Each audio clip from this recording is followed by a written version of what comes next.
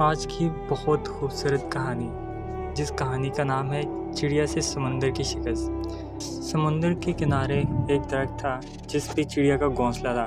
ایک دن تیز ہوا چلی تو چڑیا کا بچہ سمندر میں گر گیا۔ چڑیا بچے کو نکالنے لگتی تو اس کے پر گیلے ہو جاتے اور وہ لڑکھڑا جاتی۔ اس نے سمندر سے کہا، اپنی لہر سے میرا بچہ باہر پھینک دے، مگر سمندر نہ مانا۔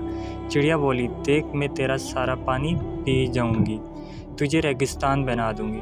سمندر اپنے غرور میں گرجا کہ اے چڑیا، میں چاہوں تو ساری دنیا کو غرق کر دوں تو میرا کیا بگاڑ سکتی ہے؟ چڑیا نے یہ سنا تو بولی، چل پھر خشک ہونے کو تیار ہو جا۔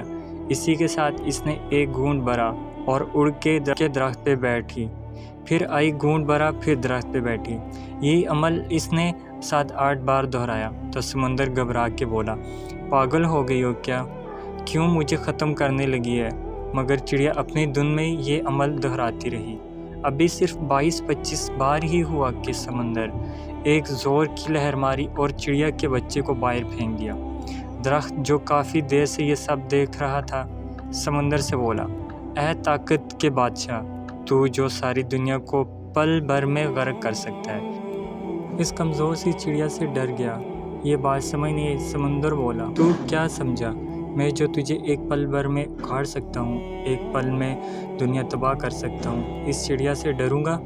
نہیں، میں تو اس ایک ماں سے ڈر رہا ہوں، ماں کے جذبے سے ڈر رہا ہوں۔